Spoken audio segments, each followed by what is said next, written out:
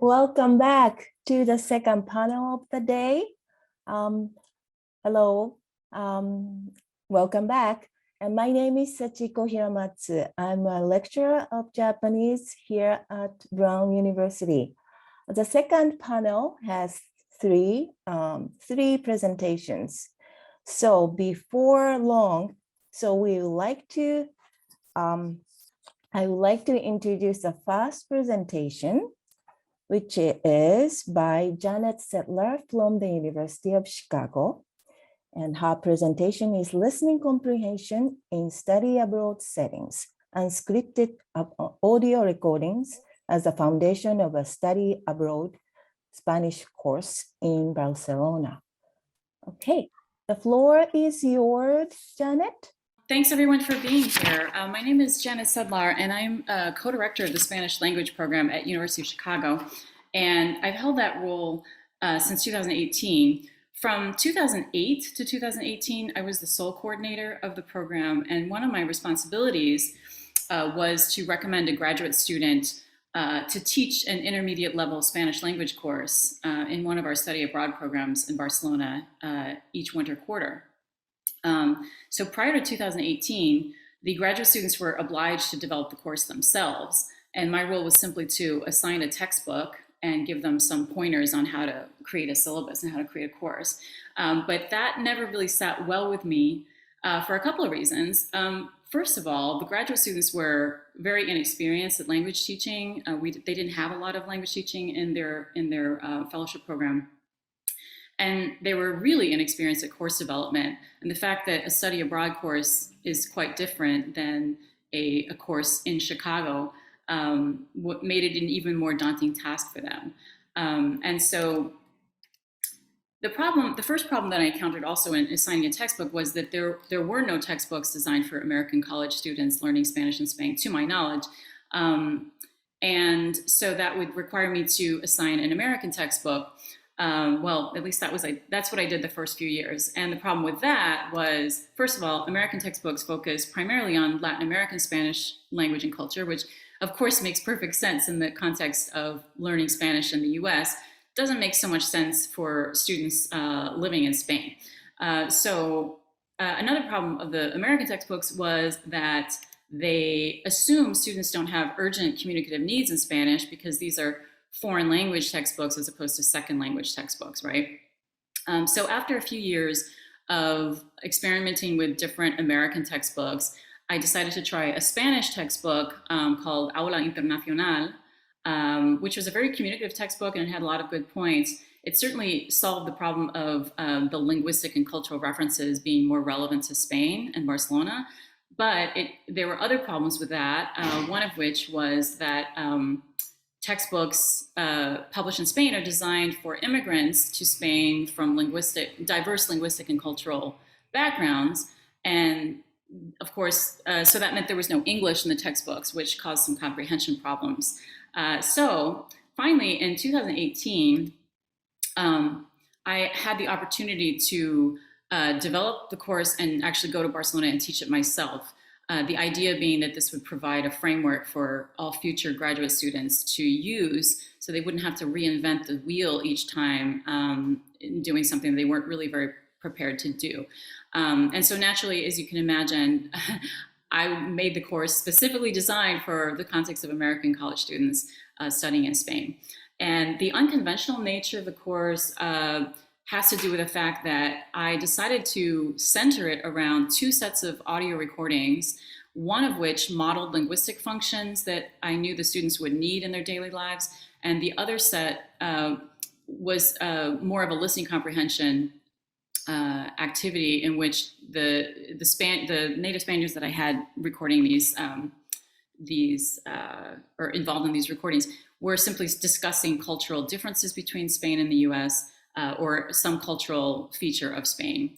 And so the learning objectives of the course were for students to successfully navigate everyday communicative situations and for them to expand their awareness of cultural differences in the hopes of facilitating their adaptation to Spanish society, and of course, broadening their perspective on the world in general.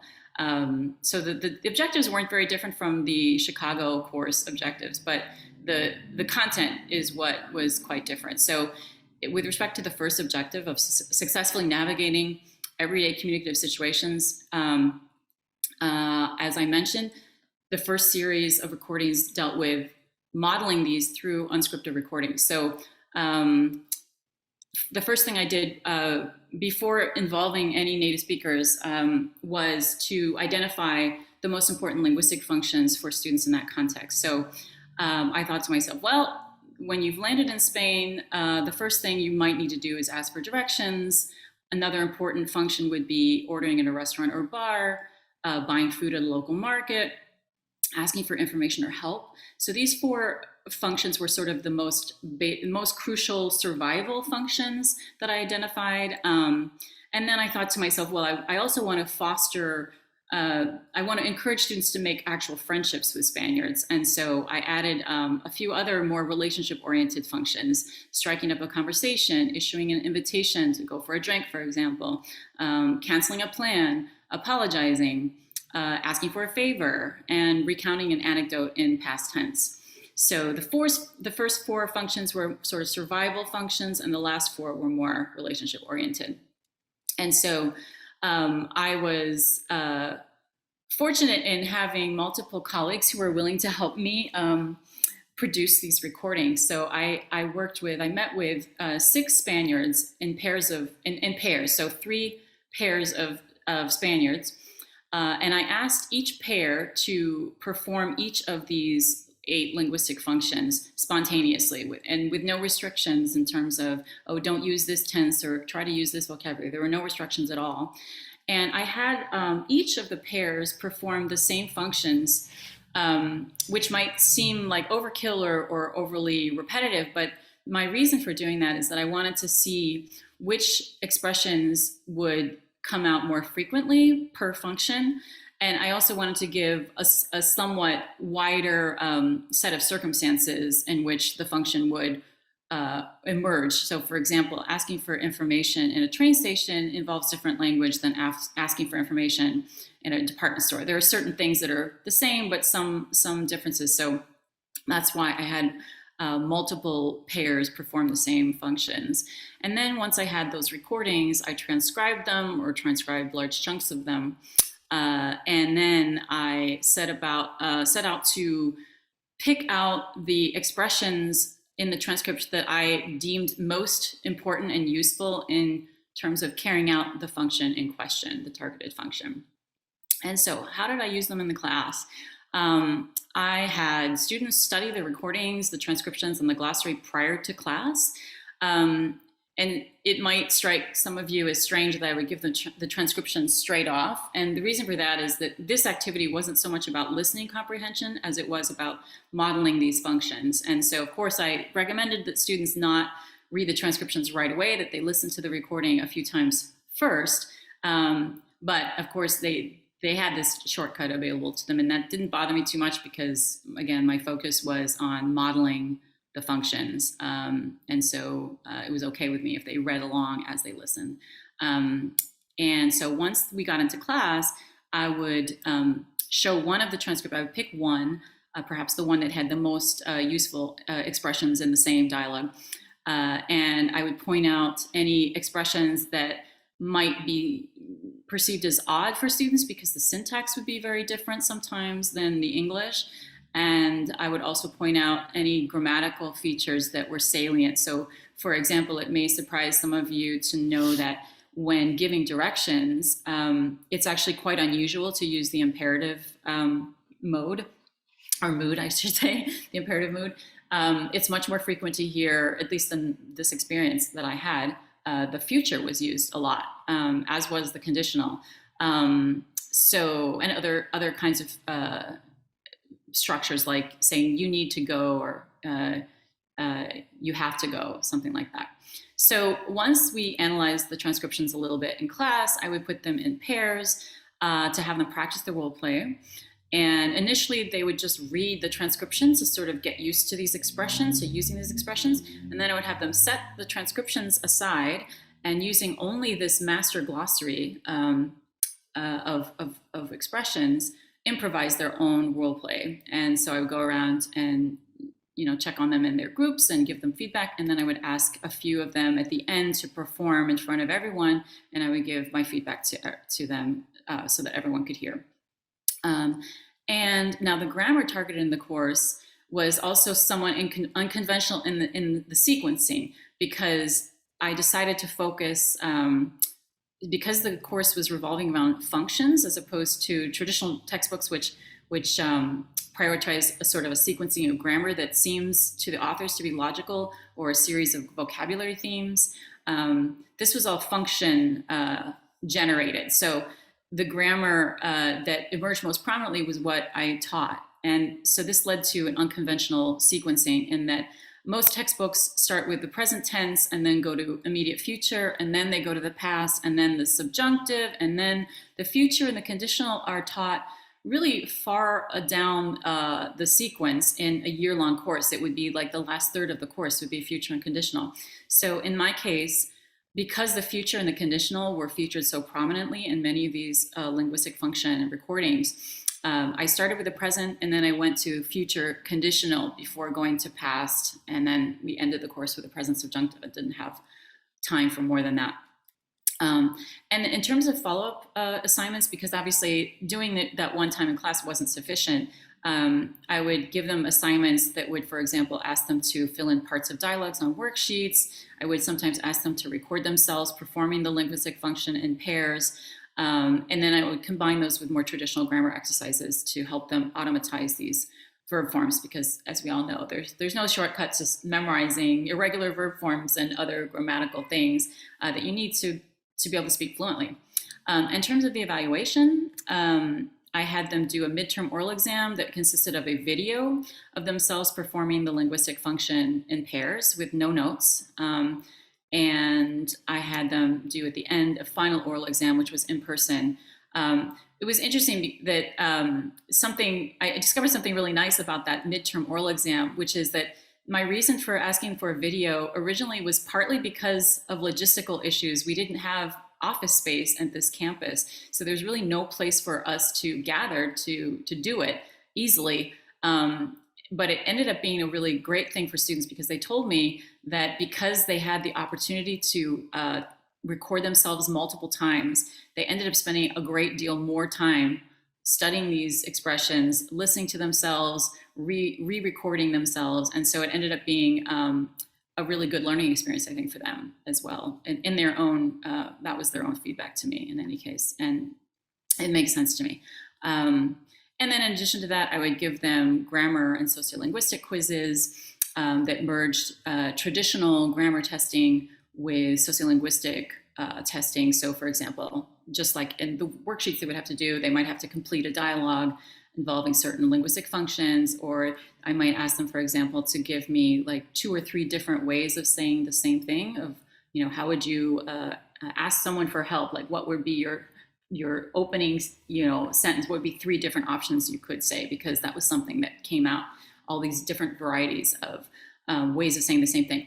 And so in this short amount of time for presentation, I don't have time to show you a lot from the course of the materials, but here's an example of one of the glossaries. Now these glossaries don't usually focus on one specific recording. This is the bank that comes out from all of the pairs, those 3 different pairs of Spaniards performing the function. So that's why you see lots of different ways of sort of opening greetings, lots of different variations.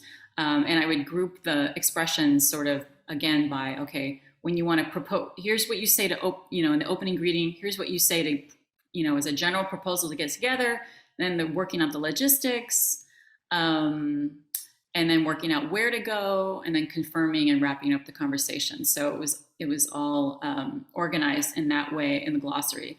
And I highlighted and read the expressions that I thought were most useful for performing that function, that were the meat of the function, I guess you could say. Now, the second objective was to expand their awareness of cultural differences. And this course merged with the first objective, which is navigating everyday communicative situations. So this merged culture and listening comprehension. So this was when I met with those pairs of Spaniards, I asked them, in addition to performing the linguistic functions, I also asked them just to talk about some of the cultural differences they'd noticed between Spain and the US. These were all Spaniards who had spent considerable time in both countries. And so they had a lot to say.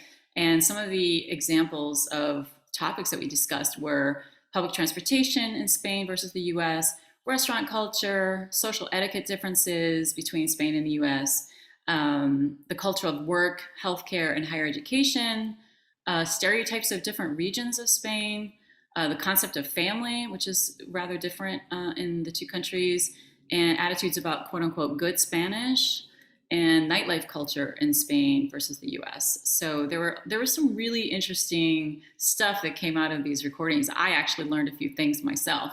And so the course materials, again, were these unscripted audio recordings. Now, this conference is obviously about listening, so I'm not going to talk much about the reading, but I also gave them press articles, so they were getting both listening, cultural information from listening and reading. And so they listened to the conversations, read the articles as homework, no transcriptions here, because there was a listening comprehension goal, and they would complete automatically graded comprehension tests in Canvas and our course website. And then we would talk about, the idea was they would have to complete the comprehension test before class to ensure that everybody had listened to it or read the article, and then we would discuss it in class. And they'd also have to write essays on these topics.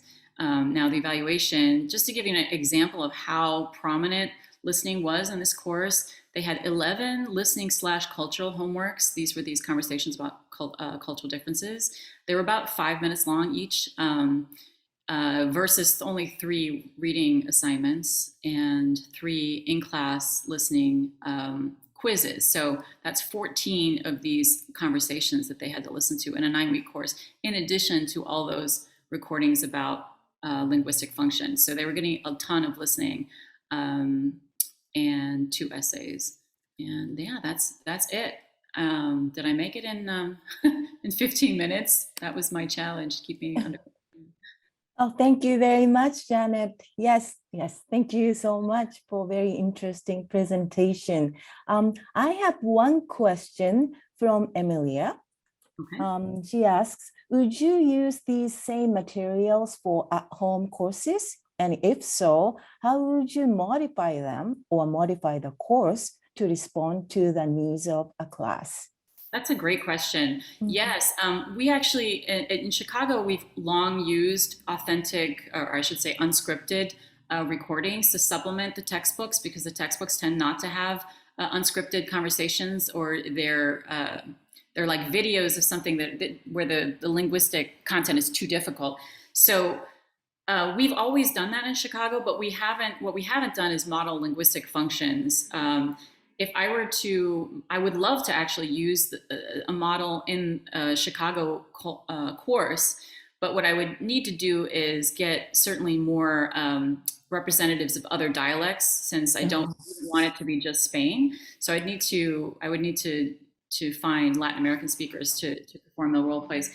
The challenge actually is that textbooks, because there's so much homogeneity in the textbook market, excuse me, in both first year and second year, it's hard to deviate too much from the way the textbooks operate, because otherwise it affects the second year as well. So I've tried to sort of add in some of this functional stuff in the courses in Chicago, but I found it logistically difficult to be able to incorporate that as fully as I did in the study abroad course, because it was very extensive. I mean, that was really the meat of the course, and so it would require completely jettisoning traditional textbooks entirely, and that's a little bit more than I can take on right now. But I have thought about maybe having a separate course just called Functional Spanish that would involve this. That would be more like the study abroad course, but that would also be a challenge, because in the US we want to teach all varieties of the language, not just the Spain variety. So it would be complicated. I would have to have multiple models, and there's also different politeness cultures across the Spanish-speaking world, and so that's another challenge that what's polite in Spain is not polite in other countries necessarily. So it's a challenge to do. Okay, thank you so much, Janet, for that presentation and very insightful comment as well. So thank you. And then it's time to move on to the second presentation. The presenter, Ruth Adler Ben-Yehuda, is unable to join live today. So she has made us a pre-recorded recording, the presentation recording. So we would like to watch that. Greetings from Israel. Sorry I cannot be with you live, but thank you for joining my pre-recorded session. I would start with thank you, Lulay and Claire and Fan for organizing this important conference, and thank you for the sponsors. My talk today is strategies in developing listening comprehension. And I will start with the goals. The goals for this talk to suggest guidelines in choosing an authentic cultural content that is appropriate for practicing the skills of listening and viewing, especially at the novice and intermediate levels, to discuss the methods of developing listening strategies for the learners to help them understand content they are listening to, and to talk about the outcome and show way to developing the learner's ability to communicate both in speaking and in writing. Listening activities is the most common communicative activity in everyday life.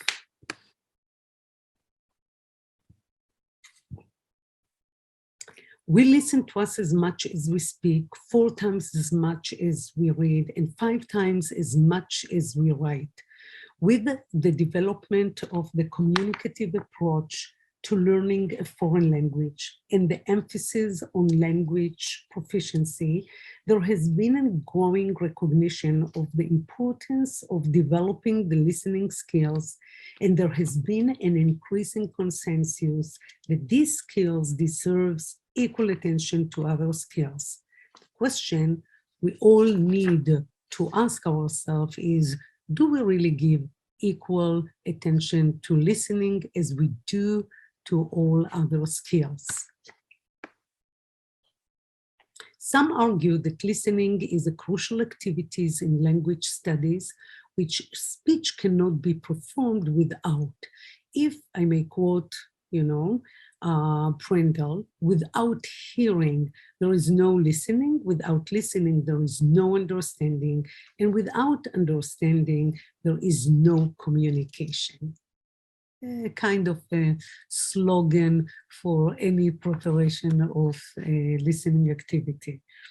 The classroom is a good place to start in developing listening skills when teaching and learning take place through the target language, but it's not enough. Therefore, learners should be given more exposure outside the classroom, I emphasize outside the classroom, to the target language for acquisition to occur. There are 2 distinct approaches as to which audio listening text to use.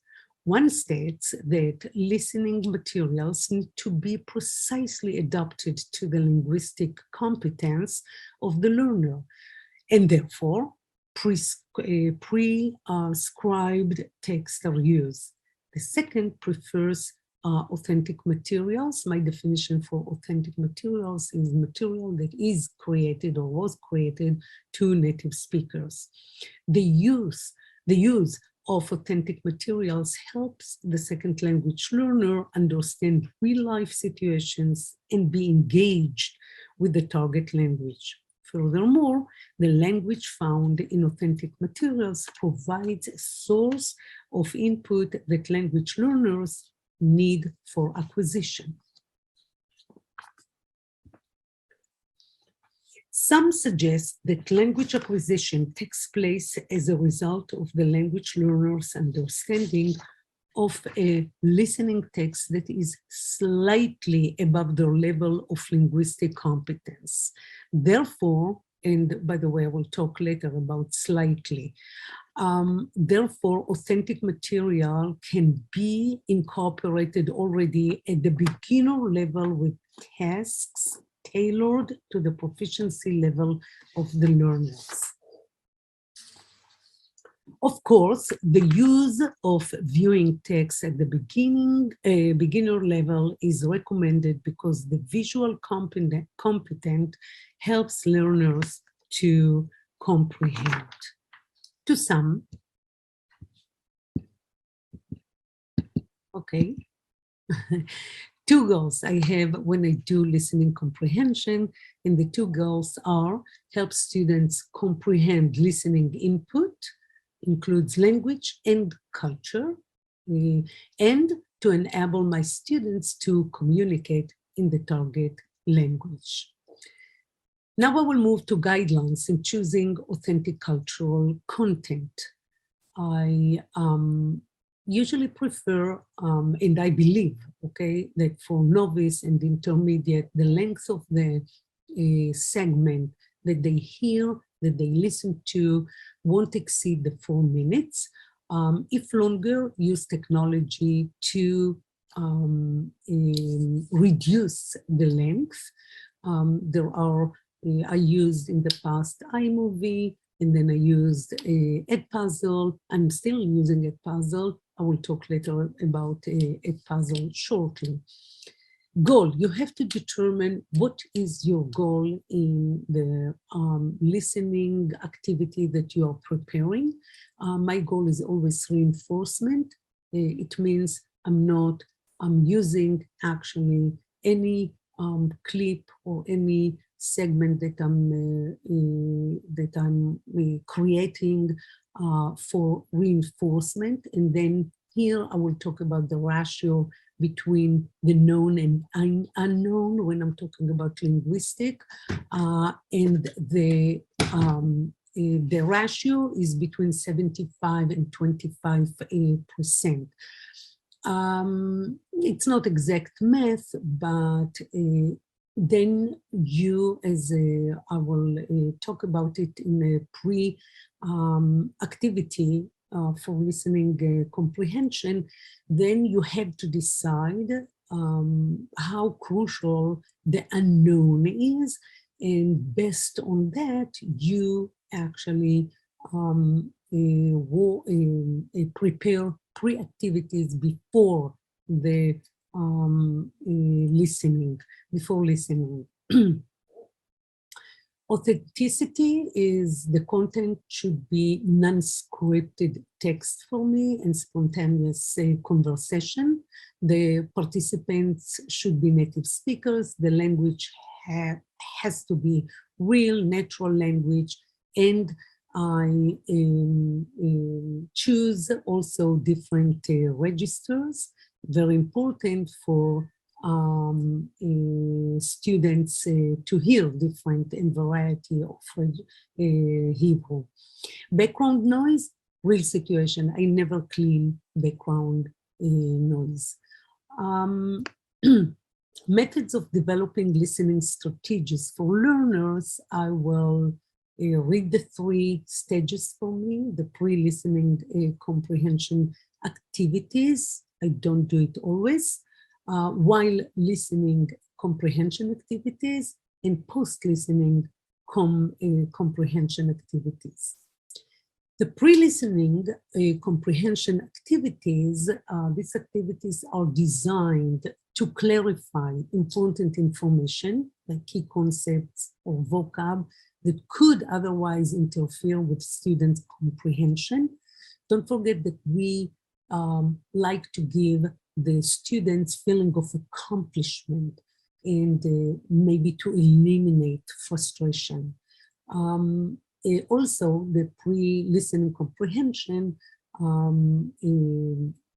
are designed to create anticipation and expectations, which reduce, of course, anxiety, and stress. This activity is harder than written activity.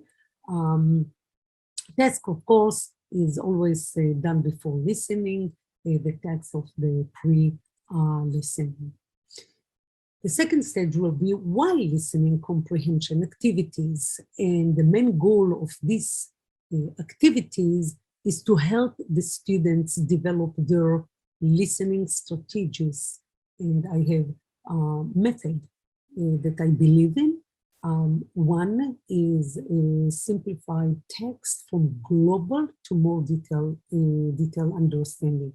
This is also the way I design the exercises, okay?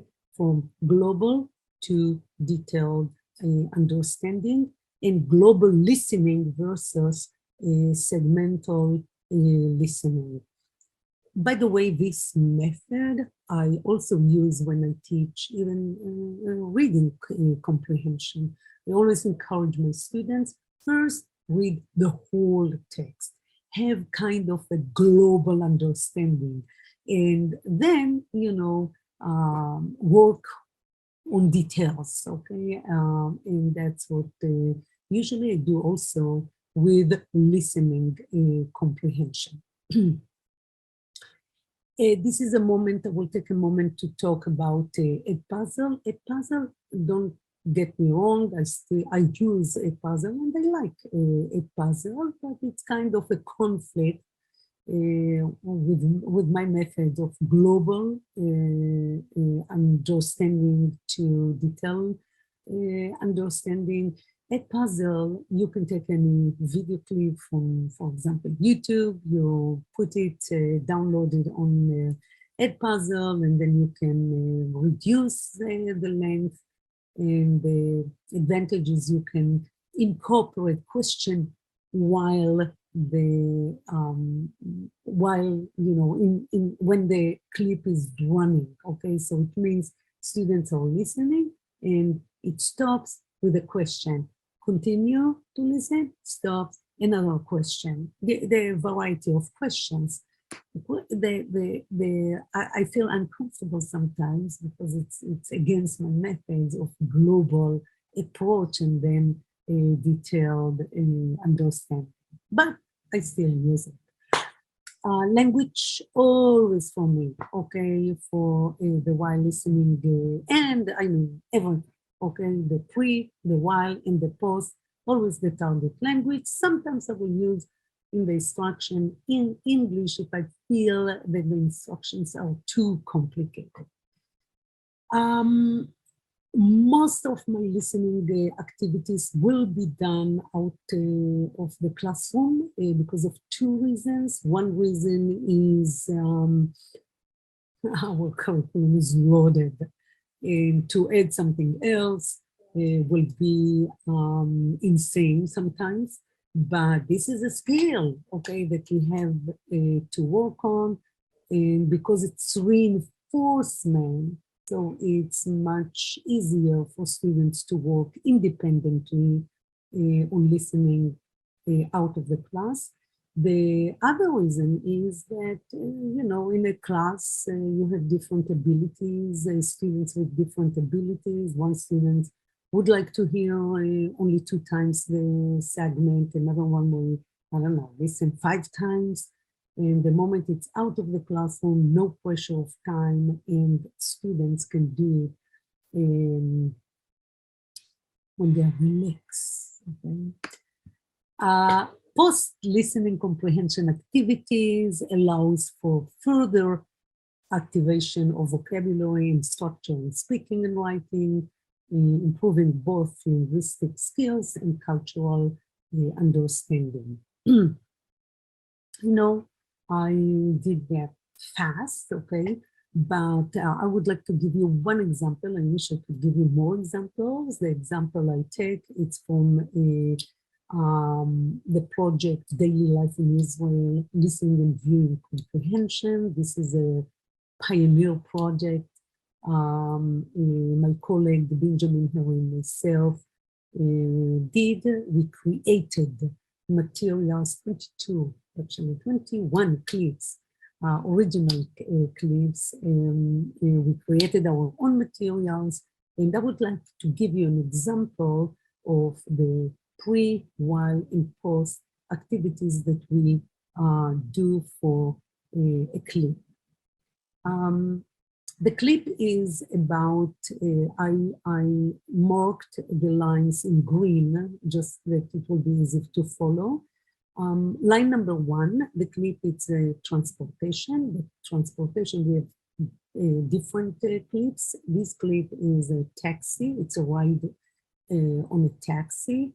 The length is 4 minutes and 27. It didn't exceed the 4 minutes. The extra second is for, looking at the view from the taxi.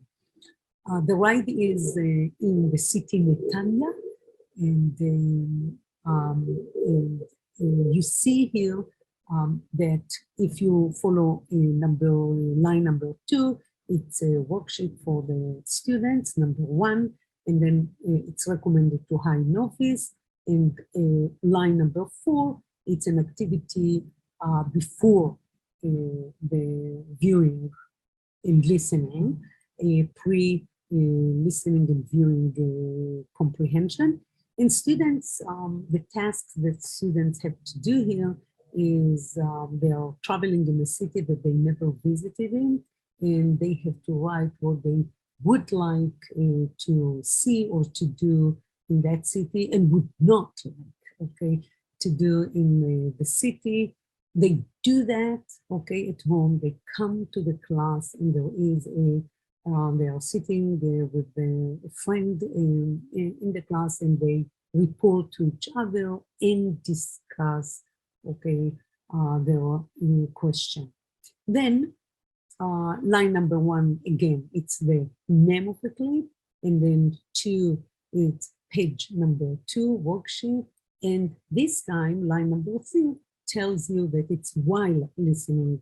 So it means the student is watching and then answering the question. Number 4, very important, I always put the name of the participants in the clip, much easier for the students to follow the content in the clip and to follow the questions. The page number 1, while listening comprehension, again from the global, those are big questions. It's about the global understanding of the whole clip. Then we continue to worksheet number 3, which is the second activity while listening comprehension. Here there is an invitation by the look at number 4, the green number 4, the mayor of Netanya. She invites people to come and visit in Netanya, and she suggests why Netanya is great, and she suggests what to do and see in the beautiful and wonderful city. This is an authentic written text. And then the students in number 2, the students, it's in English, so you can follow. Can you find in the above text things that the driver mentioned about Netanya? So it means they listen and they need to find similarities between what the mayor is saying and what the taxi driver is saying. And then we go to page number 4, which is again while listening, so it's more detailed comprehension. However, here the recommendation to the teacher, if you feel that you accomplished the understanding by completing only till page 3, you don't need to do page 4, which is actually worksheets number 3 while listening. So teachers can skip that activity and go directly to the post listening and viewing the comprehension, which here they have themselves to imitate the invitation of the mayor of Netanya, and they have to encourage people, their friends in the class, to come and visit their hometown. And it's the phrase, and they have linguistically to use phrases that learn how to address people, how to invite them to their own city. You see here, usually when we do the post and it involves conversation or a dialogue, we always do it in the class. And here, one of the students are inviting his classmates to visit Atlanta. We're not going to listen because we don't have time. So I hope that in this talk, I was able to give you some, things to think about and maybe to incorporate in your next, when you prepare your next listening activity. And I'm very thankful for you listening to me, to in Hebrew. And because I'm not there and you cannot ask me a question, I would be happy to answer follow-up question, but via email. תודה רבה, and see you next time. Bye.